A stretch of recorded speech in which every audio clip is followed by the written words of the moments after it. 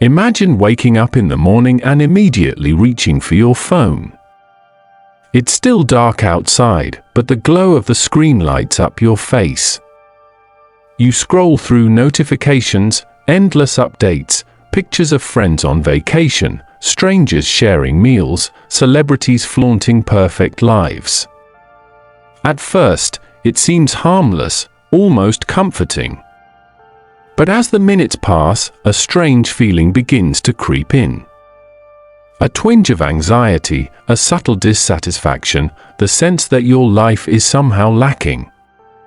This is the hidden cost of social media. Social media promises connection, yet it delivers comparison. You start noticing how your friend's life seems brighter, more exciting, more meaningful than your own. It doesn't matter that you've only glimpsed carefully curated moments, your brain interprets it as reality. And each like, comment, or share becomes a tiny measure of your worth.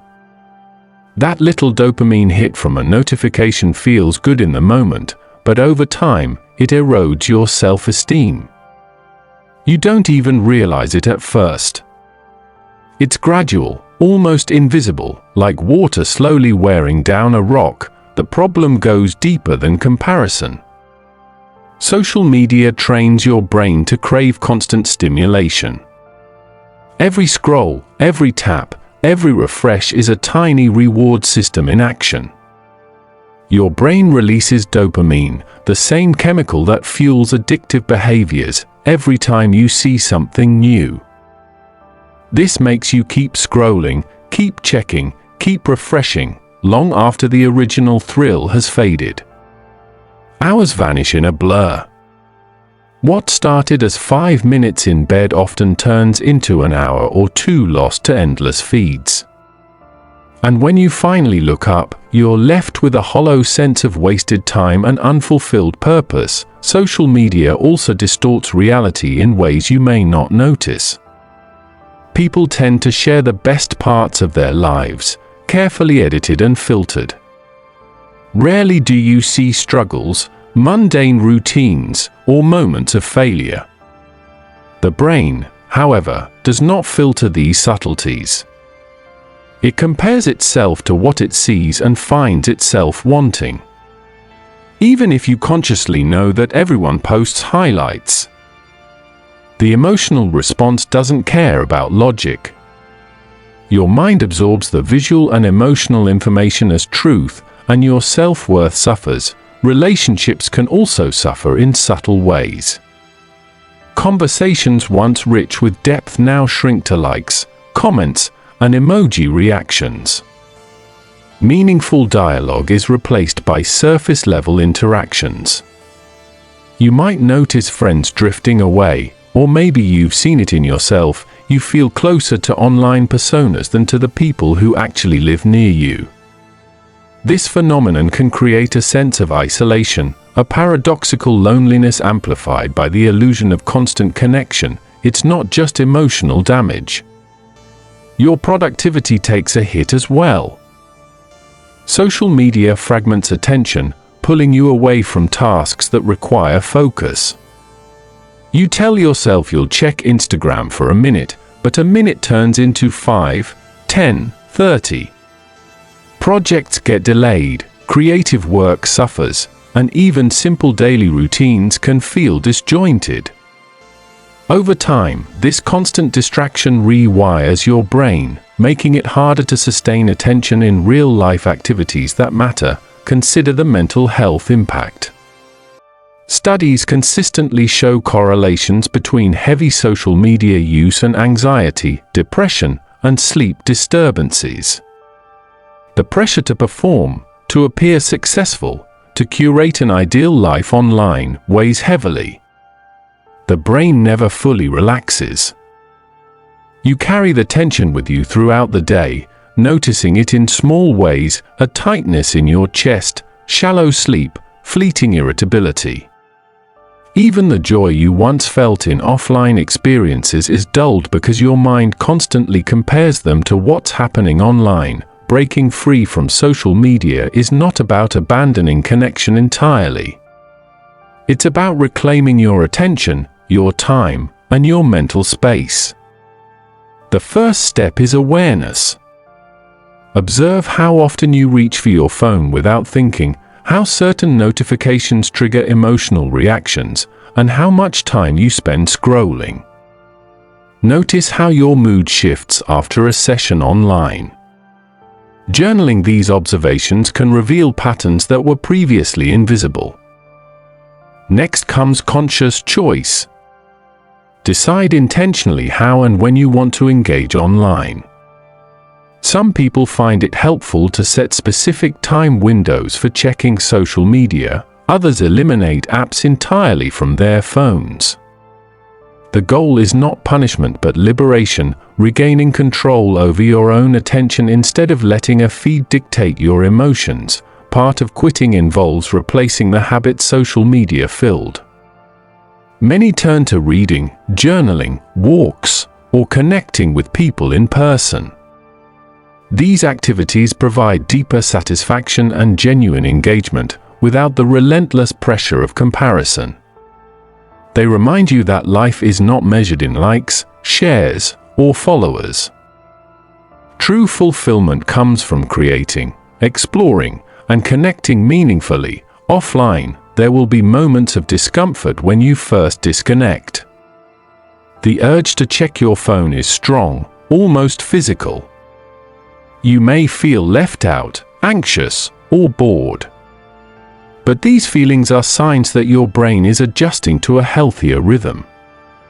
Over time, you begin to notice pockets of peace and clarity that were previously drowned in digital noise. The world feels bigger, slower, more tangible. You begin to appreciate conversations, meals, and quiet moments in a way you hadn't before. Breaking the cycle is not a linear journey.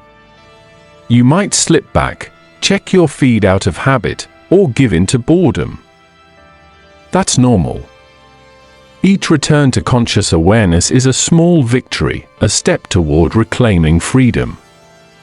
Over weeks, the pull of social media weakens, and you regain the ability to decide where your attention goes, without feeling trapped by habit. When you first start to step back from social media, it feels like entering a strange, unfamiliar world. The urge to check updates is almost instinctual. Every few minutes, your fingers twitch toward your phone, your brain craving the little bursts of stimulation it has learned to expect. This is no coincidence. Social media platforms are designed to hijack your attention.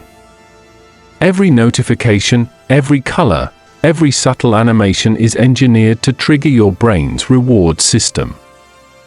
Understanding this helps you see why quitting is so difficult, but also why it is possible. The psychology behind it is simple yet insidious. Your brain responds to novelty and validation. Each new post, each like or comment, provides a small hit of dopamine.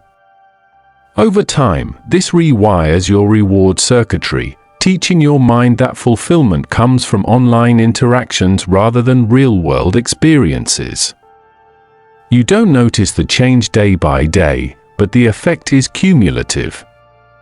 You may feel restless, anxious, or bored without a device in hand, because your brain has learned to equate online engagement with pleasure. Breaking free requires a conscious rewiring of these patterns. One of the most effective strategies is creating what psychologists call a digital boundary. This can mean deleting apps from your phone, setting strict time limits, or designating tech-free hours each day. The key is consistency. At first, it feels uncomfortable, almost unbearable. You might feel as though you are missing out, disconnected, or even lonely. But this discomfort is temporary, a sign that your brain is learning to seek reward elsewhere. Replacement habits are critical. Every time you resist the urge to scroll, you have an opportunity to redirect your attention toward something more meaningful. Many discover the simple joy of reading, writing, or taking a walk without a phone in hand. Others reconnect with friends or family in ways that social media can never replicate. The contrast is striking. In-person conversations have texture, nuance, and immediacy that digital likes cannot match. Slowly, your brain begins to relearn that real-world experiences are inherently rewarding. One of the subtle yet powerful consequences of social media is its distortion of memory and perception. When your life is filtered through screens, your recollection of events becomes mediated by photos and posts rather than lived experience. You remember moments not for how they felt but for how they looked online. By stepping away from social media, you reclaim your own narrative. You experience life firsthand, remembering feelings rather than images. You notice how a sunset smells, how laughter sounds, how a breeze feels. These simple sensory experiences, often overlooked, are rich and grounding. Social media also amplifies negative emotions without reason. Arguments feel larger, jealousy grows sharper, and insecurity becomes more persistent. Online, emotions are magnified because interactions are immediate, public, and performative.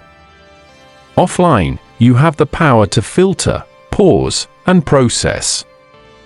Quitting or reducing social media restores your emotional control, allowing feelings to arise and pass naturally rather than being amplified artificially. Some fear that disconnecting will isolate them. Ironically, the opposite is true. Real-world connections deepen when they are no longer constantly diluted by digital distractions. Time spent offline often leads to stronger friendships, more meaningful conversations, and the ability to fully engage with the people around you.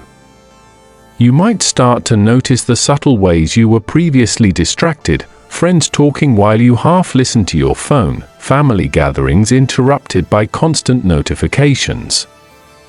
Stepping away restores your ability to be present. It's also important to address the habitual nature of scrolling. Many people reach for social media not out of desire, but out of habit.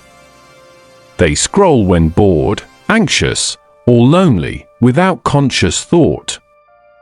Recognizing this pattern is key. When the urge arises, pause and ask yourself what you truly want in that moment. Often, the craving for online stimulation masks a deeper need for rest, creativity, or human connection. By identifying the underlying need, you can satisfy it in a healthier way. The journey toward quitting is not about perfection. You may relapse occasionally, checking an app or scrolling aimlessly. That is natural. The important part is returning to intentionality. Each time you resist the pull, you strengthen your capacity to control attention. Over weeks and months, the mental fog lifts, your anxiety diminishes, and your focus improves. You begin to realize how much mental space was previously occupied by fleeting digital content, and how freeing it is to reclaim it. Eventually, life starts to feel richer, slower, and more meaningful. You notice details that were previously invisible: the sound of birds, the texture of a book's pages, the nuance of someone's smile. Creativity flows more easily, free from constant interruption. Sleep improves because your brain is no longer artificially stimulated late into the night. Emotional resilience grows because your self-worth is no longer tied to likes or followers. Quitting social media is not just about removing apps. It's about reclaiming your attention, reshaping your habits, and reconnecting with the world in a more authentic way. It's about learning to experience life directly, not through a filtered lens. And it's about recognizing that happiness, meaning, and fulfillment are found in real moments, not curated posts. As you close this chapter of your life, consider this: social media is a tool. In the right hands, it can inform, inspire, and connect. But when it controls you, it diminishes life's richness. The power lies in your hands. You can choose to scroll endlessly, or you can choose to live fully, offline, in the present. The first step may be uncomfortable, but it opens the door to a life less distracted, more grounded, and deeply satisfying. Remember, you are not alone in this journey. Millions struggle silently with the same challenges, and millions have reclaimed their lives. Your attention is precious. Guard it, nurture it, and direct it toward what truly matters. Each conscious choice is a victory, each moment of presence a gift. I share stories like this every day. Subscribe so you don't miss the next one.